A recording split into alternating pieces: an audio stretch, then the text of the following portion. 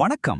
இன்னைக்கு நாம ஒரு செம இன்ட்ரெஸ்டிங்கான ஆனா கொஞ்சம் குழப்பமான ஒரு விஷயத்தை பத்தி தான் இந்த தொகுப்புல பார்க்க போறோம். வேத ஜோதிடத்துல இருக்கிற 27 நட்சத்திரங்கள்ல இந்த மிருகசீரிஷம் நட்சத்திரம் ஒரு தனி ரகம்னே சொல்லலாம். இதோட காரகத்துவங்கள், அதாவது இந்த நட்சத்திரத்தோட கண்ட்ரோல்ல என்னென்ன விஷயங்கள் வருதுன்னு பாத்தீங்கன்னா அப்படியே தலை சுத்தி போயிடுவீங்க. இது ஒரு கணிக்க முடியாத ஆச்சரியங்களின் உலகம். அப்படி இந்த நட்சத்திரம் எதையெல்லாம் தன் கைக்குள்ள வச்சிருக்குன்னு தெரிஞ்சுக்க வாங்க உள்ள போலாம். இப்போ இங்க இருக்கிற இந்த சம்பந்தமே இல்லாத பொருட்களை கொஞ்சம் கவனிங்களேன். ஒரு அழகான மான் தலை, ஆவி பறக்கிற ஒரு பிளேட் பிரியாணி, பழமையான ஒரு சிடி, அப்புறம் ஆன்மீக குரு சாய்பாபா. சாதாரணமா பார்த்தா இதுக்கு நடுவுல என்ன லாஜிக் இருக்க முடியும்னு தோணும் இல்லையா? ஆனா இங்க தான் பிரபஞ்சத்தோட மிகப்பெரிய மேஜிக் ஒழிஞ்சிருக்கு. இந்த முற்றிலும் வெவ்வேறான விஷயங்களை இணைக்கிற அந்த ஒற்றை புள்ளி தான் மிருகசிரீஷம்.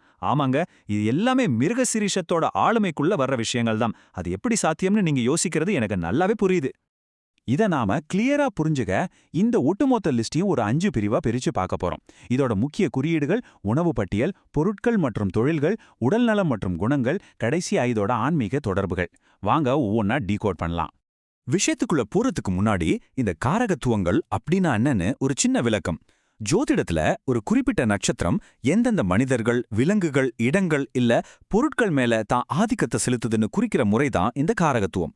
இத பிரபஞ்சத்தோட ஒரு டிஎன்ஏ மேப்பிங்னு கூட நாம வச்சுக்கலாம். அதனால தான் வானத்துல இருக்கிற ஒரு நட்சத்திரம் நம்ம போடுற ஹெல்மெட்ல இருந்து நம்மள கடிக்கிற குசு வரைக்கும் எல்லாத்துக்கும் ஓனர்ஷிப் கொண்டாடுது. சரி, முதல்ல மிருகசிரீஷத்தோட முக்கிய குறியீடுகள் என்னென்ன, அதோட அடிப்படை அடையாளம் என்னங்கிறத பார்த்துருவோம். மூல நூல்கள்ல இந்த நட்சத்திரத்துக்கான பிரதான அடையாளங்கள்னு சில விஷயங்கள் சொல்லப்பட்டிருக்கு. முக்கியமா சந்திரனோட வளர்தல் மற்றும் தேய்தல் தன்மை இந்த நட்சத்திரத்தோட ஆழமா கனெக்ட் ஆயிருக்கு. சந்திரன் எப்படி மாறிக்கிட்டே இருக்கோ அதே மாதிரி ஒரு நிலையற்ற தன்மை இதுக்கு உண்டு. அப்புறம் மான் தலை, புள்ளி மான், மான் கொம்பு, இதெல்லாம் இதோட நேரடி அடையாளங்கள். ஒரு மான் எவ்வளோ வேகமா எப்பவுமே ஒரு மிரட்சியோட இருக்குமோ அந்த வேகம் இதுக்கு உண்டு. இது போக சாரை பாம்போட நாக்கு, அப்புறம் கரையான் புற்று மாதிரி ரொம்ப நுட்பமான இயற்கை விஷயங்களும் இதுல வருது. எல்லாமே ரொம்ப அன்பிரடிக்டபிளான விஷயங்கள். இப்ப அடுத்ததா ரொம்பவே சுவாரஸ்யமான, எனக்கு பிடிச்ச ஒரு பகுதி, மிருகசீரிஷத்தோட பிரத்யேக உணவு பட்டியல். நீங்க சாப்பிடுற சாப்பாட்டுக்கும் நட்சத்திரத்துக்கும் என்ன சம்பந்தம்னு நீங்களே பாருங்க. இந்த லிஸ்ட்டை கொஞ்சம் பாருங்களேன். இது ஒரு நட்சத்திரத்தோட லிஸ்டா இல்ல கல்யாண பந்தியோட மெனுவான்னு உங்களுக்கே ஒரு டவுட் வரும்.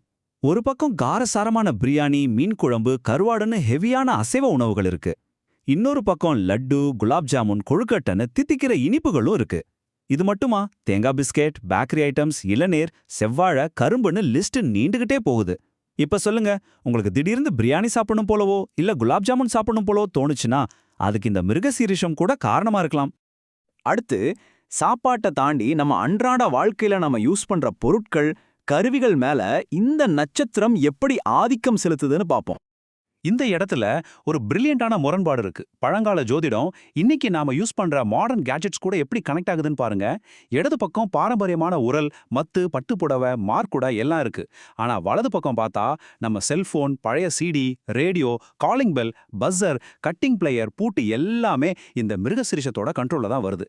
சத்தம் எழுப்புற கருவிகள், தகவல் பரிமாற்ற சாதனங்கள்னு எல்லாமே பழங்கால நூல்களோட எப்படி மேட்ச் ஆகுதுன்னு பார்க்கறப்போ ஆச்சரியமா இருக்குல்ல. தொழில்கள்னு எடுத்துக்கிட்டா அதுவும் ரொம்ப ஸ்பெசிஃபிக்கா இருக்கு. தகவல் கொண்டு சேர்க்கிற போஸ்ட் ஆஃபீஸ், போஸ்ட்மேன், இன்னைக்கு இருக்கிற குரியர் சர்வீஸ் எல்லாமே மிருகசீரிஷம் தான். துணி தைக்கிற டெய்லர்ஸ், தெருவில் போற தள்ளுவண்டி வியாபாரிகள், அப்புறம் மெடிக்கல் ஃபீல்டில் முக்கியமா இஎன்டி டாக்டர்ஸ், அதாவது காது, மூக்கு, தொண்டை நிபுணர்கள். ஸோ நீங்க ஒரு குரியருக்காக வெயிட் பண்றீங்கன்னாலோ இல்ல இஎன்டி டாக்டரை பார்க்க போறீங்கன்னாலும் யூனோ வாட், நீங்க மிருகசீரிஷத்தோட ஏலியாக்குள்ள இருக்கீங்க. சரி, இதெல்லாம் உடம்புலயும் மனசுலயும் எப்படி டைரக்டா வேலை செய்யுது அப்படிங்கிறத அடுத்ததா பார்க்கலாம். மெடிக்கல் சைட்ல பாத்தீங்கன்னா காது, மூக்கு, தொண்டை, அதாவது இஎன்டி பிரச்சனைகள் தான் இங்க மெயின் ஃபோக்கஸ். சாதாரண ஜலதோஷம், தொண்டவலி, குரல்வலி பிரச்சனை, தைராய்டில் ஆரம்பிச்சு காது கேளாம அதுக்கு யூஸ் பண்ற செவிட்டு மிஷின் வரைக்கும் எல்லாமே மிருகசீரிஷத்தோட அக்கவுண்ட்ல தான் வருது. அதுபோக திடீர்னு வர்ற வாந்தி, மயக்கம் போன்ற விஷயங்களும் இதோட காரகத்துவங்கள்ல சொல்லப்பட்டிருக்கு. உடல் நலம் எப்படி ஸ்பெசிஃபிக்கா இருக்கோ அதே மாதிரி மனித குணங்களும் இங்கே ஒரு பெரிய மிக்ஸு. ஒரு பக்கம் அதீத தைரியம், தீவிரமான தேசப்பற்றுன்னு ரொம்ப உயர்ந்த குணங்கள் இருக்கும். ஆனா இன்னொரு பக்கம் பார்த்தா எப்போ பார்த்தாலும் ஒரு 2 மனசு, பேராசை, பெரியவங்களை எதிர்த்து பேசுறதுன்னு நெகட்டிவான விஷயங்களும் இருக்கும். இதுல ரொம்ப ஹைலைட்டான விஷயம் கோழி தூக்கம். ஒரு நிலையான ஆழ்ந்த தூக்கமே இருக்காது. முன்னாடியே சொன்ன மாதிரி சந்திரனோட வளர்ப்பிற தேய்ப்பிற மாதிரி இவங்க மனநிலையும் மாறிக்கிட்டே இருக்கும். உலகியல் விஷயங்களான சாப்பாடு, கேட்ஜெட்ஸ், குணங்கள் பத்தி பார்த்துட்டோம். கடைசியா இதோட ஆன்மீக தொடர்புகளை பத்தி பார்க்கலாம். பக்தி மார்க்கத்திலையும் இதுக்கு நிறைய சுவாரஸ்யமான கனெக்ஷன்ஸ் இருக்கு. புராணங்கள்ல வர்ற கிருஷ்ணரோட சகாக்கள், கோகுலம் இடையர்கள் எல்லாரும் இந்த நட்சத்திரத்தோட தொடர்பு படுத்தப்படுறாங்க. ஆன்மீக குரு சாய்பாபாவும் இதோட காரகத்துவத்துல தான் வர்றார். இதுல ரொம்ப மிஸ்டிக்கான விஷயம் என்னன்னா, சிவனுக்கு எதிரி ஆனா சிவனுக்கு அடக்கம் அப்படிங்கிற முரண்பாடு. அதே மாதிரி சங்கரன் கோயில் பாம்பாட்டி சித்தர், திருவரங்கம் சட்டமுனி சித்தர்னு ரொம்ப ஸ்பெசிஃபிக்கான சித்தர்களும் மிருகசீரிஷ நட்சத்திரத்துக்குரியவங்களா சொல்லப்படுறாங்க. இப்போ ஒரு நிமிஷம் யோசிச்சு பார்ப்போம். இதுல மிக முக்கியமான பாயிண்ட் என்ன? நாம இதுவரைக்கும் பார்த்த லாட்டரி டிக்கெட், தள்ளுவண்டி, காலிங் பெல், கொசு, ஜலதோஷம், செவ்வாழை, இப்படி சம்பந்தமே இல்லாத இந்த லிஸ்டோட மையக்கருத்து என்ன? அதுதான் இந்த எதிர்பாராத தன்மை. மிருகசீரிஷம்ங்கிறது சலனத்தோட நட்சத்திரம். ஒரு மான் எப்படி அமைதியா இருந்துட்டு திடீர்னு துள்ளி ஓடுமோ, அதே மாதிரி எந்த நேரத்துல எந்த வடிவத்துல எப்படி இது வெளிப்படும்னு கணிக்கவே முடியாது. அதுதான் இதோட பேஸ். நாம இந்த தொகுப்போட இறுதிக்கு வந்துட்டோம். நட்சத்திரம் அப்படிங்கிறது சும்மா வானத்துல மின்ற ஒரு புள்ளி மட்டும் கிடையாது. அது நம்ம அன்றாட வாழ்க்கையில ஒவ்வொரு அசைவுலையும் எப்படி ஊடுருவி இருக்குன்னு நீங்க தெரிஞ்சிருப்பீங்க. இன்னைக்கு காலையில நீங்க தேங்காய் சட்னி சாப்பிடும்போதோ, இல்ல திடீர்னு உங்க வீட்ல பஜர் சத்தம் கேட்கும்போதோ, ஏன் உங்களுக்கு திடீர்னு ஒரு தும்மல் வந்தா கூட கொஞ்சம் யோசிச்சு பாருங்க, மிருகசீரிஷத்தோட எனர்ஜி உங்களை சுத்தி எங்க வேலை செஞ்சுட்டு இருக்குன்னு.